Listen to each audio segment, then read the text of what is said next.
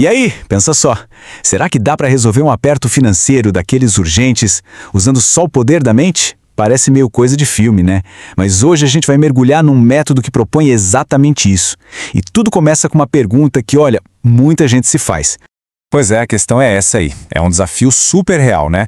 Como é que se usa o poder do pensamento para resolver uma dívida de verdade, uma coisa concreta? É exatamente esse o nosso papo de hoje. E o desafio não é qualquer um, não. Ele tem um valor exato, R$50 mil. Quando a gente coloca um número desses na mesa, o problema deixa de ser uma coisa abstrata e vira uma meta financeira bem clara, bem definida a ser superada.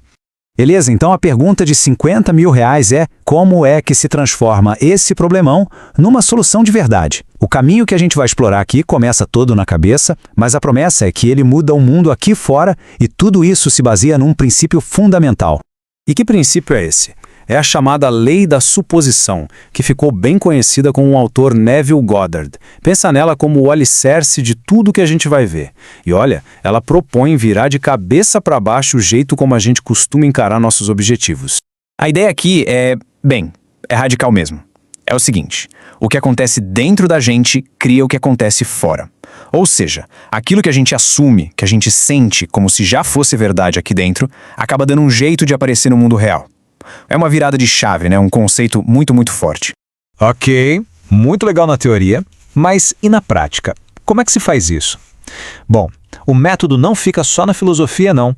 Ele tem um passo a passo, sabe? Passos mentais bem claros, pensados para construir essa certeza, essa convicção interna de que o objetivo já foi alcançado. É uma sequência, tá? Primeiro de tudo, clareza total sobre o resultado final. O foco é na solução, na dívida paga, e não no problema. Depois se cria uma cena final, tipo um flash de um filme que mostra que, pronto, resolveu. O terceiro passo é o pulo do gato. Sentir de verdade a emoção daquela cena. E por último, o que talvez seja o mais desafiador, segurar essa onda, manter essa crença ao longo do dia. E é aqui que a mágica acontece, sabe? É a grande virada de chave. A gente para de pensar, eu preciso de 50 mil e começa a viver no eu já estou livre das dívidas em paz. É sair da vibração da falta e entrar na vibração de já ter. É uma troca muito, mas muito poderosa. Mas que cena final é essa? Para não ficar abstrato, vamos pensar em exemplos práticos. Imagina só, você contando para um amigo, cara, nem acredito, paguei tudo. Ou talvez fazendo uma oração, mas de agradecimento, sabe? Obrigado por essa liberdade. Ou até mesmo uma imagem bem forte. Olhar o extrato da dívida e ver ele zerado. O ponto principal é que a cena tem que gritar, já aconteceu. E o sentimento? O sentimento tem que ser aquele alívio gostoso. Certo, entendemos os passos. Mas não adianta só saber, né? Agora vem a parte da disciplina.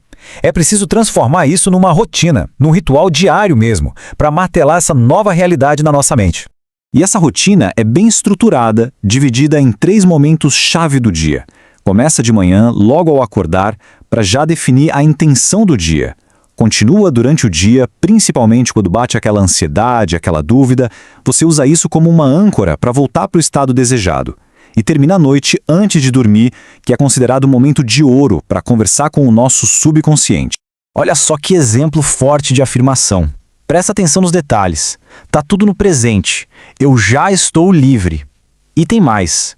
Fala que os 50 mil já chegaram, e de forma inesperada e maravilhosa. E o foco total é no sentimento, alívio, gratidão, paz. É como se fosse um decreto, uma declaração completa de que a missão foi cumprida. Mas por que essa fixação com a prática antes de dormir? A sacada é a seguinte, sabe aquele estado meio grogue quando a gente está quase pegando no sono? Pois é, dizem que nesse momento o nosso porteiro da mente, o consciente, está mais relaxado com a guarda baixa. E aí fica muito mais fácil plantar essa nova ideia diretamente no subconsciente, que é quem comanda o show. Beleza, chegamos agora no ponto que para muita gente é o mais complicado de todos.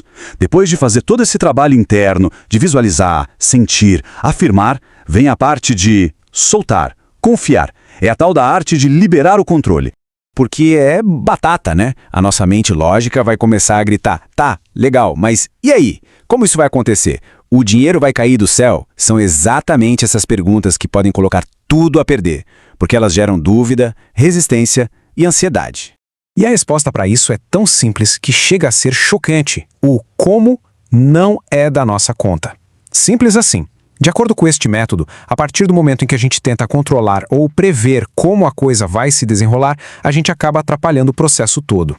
E para a gente fechar com chave de ouro, o resumo da ópera é este. A única responsabilidade aqui é viver, por dentro, no estado do desejo realizado. É assumir essa convicção e sentir na pele a emoção de já ter o que se quer. E isso, no fim das contas, deixa uma pergunta no ar, né? O quão profundamente a gente consegue sustentar um sentimento, até ele não ter outra escolha a não ser se transformar na nossa realidade.